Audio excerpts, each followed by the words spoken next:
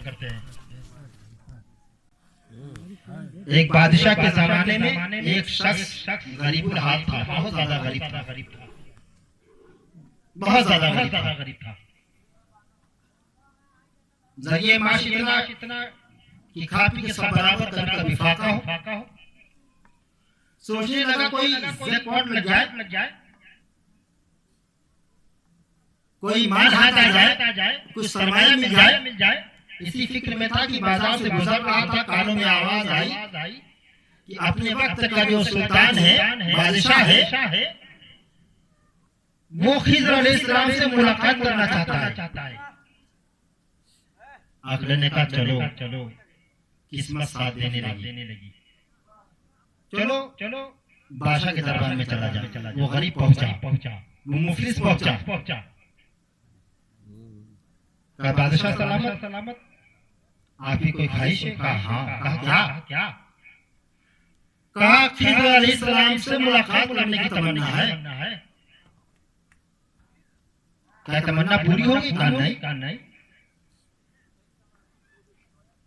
तो बादशाह ने कहा, सुल्तान ने कहा, ऐ सवाल करने वाले, का तुम्हारी निगाह में कोई ऐसा शख्स है जो कोई औरतों वज़ाइफ के जरिए हज़रत खिज़्र से मेरी मुलाकात करवा दे? उस शख्स ने कहा, ए बादशाह सलामत, हाँ। बादशाह खुशी में मचल उठा। अच्छा, बताओ। कहा बादशाह सलामत, वो शख्स मैं ही हूँ। कहा फौरन मुलाकात करा दो। उस शख्स ने कहा बादशाह, उसके लिए चंद महीने औरतों वज़ाइफ करना पड़ेंगे, कुछ अमलियात करना पड़ेगा, कुछ वजीफा पढ़ना पड़ेगा,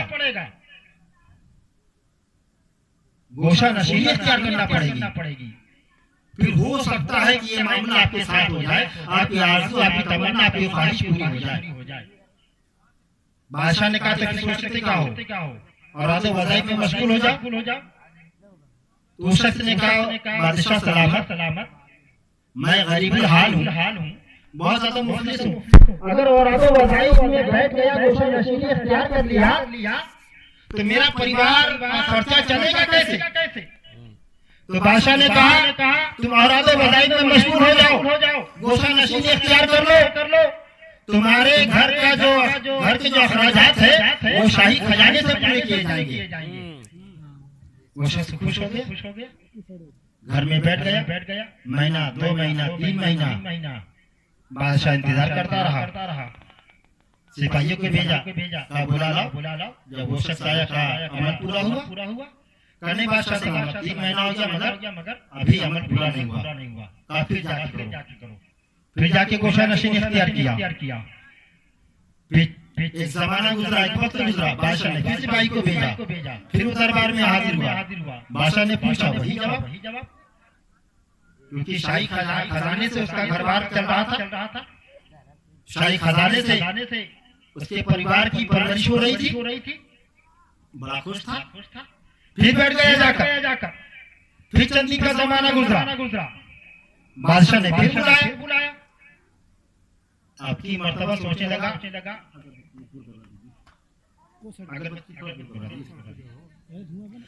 बादशाह ने फिर सवाल किया तो उस शख्स ने सोचा कि अब सच बता देना चाहिए, वरना मुसीबत में आ जाऊंगा। जब बादशाह के सामने पेश हुआ, बादशाह ने पूछा तो उसने कहा बादशाह हुजूर, मैं बहुत ज्यादा गरीब हूँ।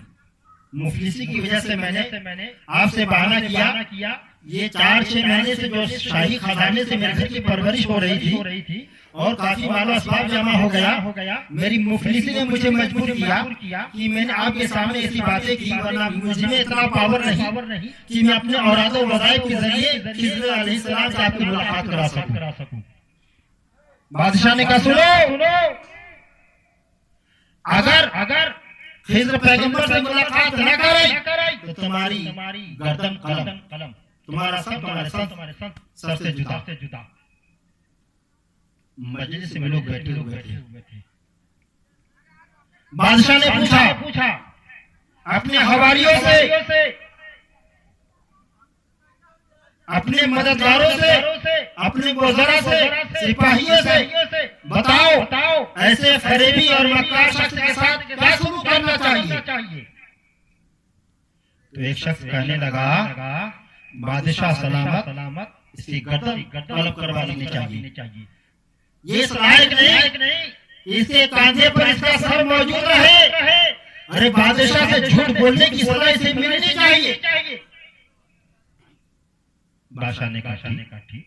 दूसरे से पूछा बताओ तुम्हारा क्या ख्याल है।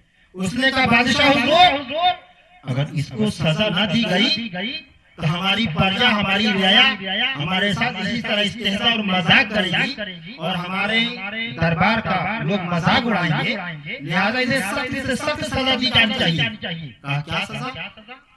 कहा इसके ऊपर कुत्ते छोड़ देने चाहिए। खूंखार दरिंदे कुत्ते जो भूखे हो, शेर के मानिंद हो, झपटते ही इसकी बोटियां नोच ले, ताकि दर्दनाक अंजाम देकर रियाया और प्रजा पर इसका असर हो। बादशाह ने कहा ठीक। अच्छा अयाज बताओ तुम्हारा क्या ख्याल है। अयाज ने कहा बादशाह हुजूर, मेरा मशवरा यह है कि इसकी गरीबी, इसकी मुफलिसी ने इसे मजबूर किया। आप शहंशाह हैं, बादशाह हैं, इसकी इस खता को माफ कर दी जाए। ये गलती माफ कर दी जाए। बादशाह ने कहा नहीं।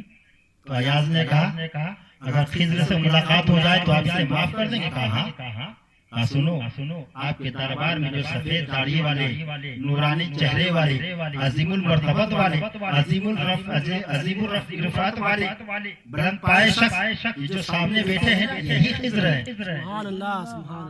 यही खिज़र है।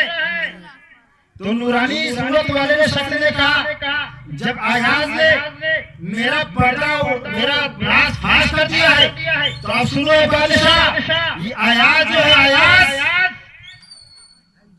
कोई ऐसा वैसा नहीं, आले रसूल सैयद घरानों से ताल्लुक रखता है।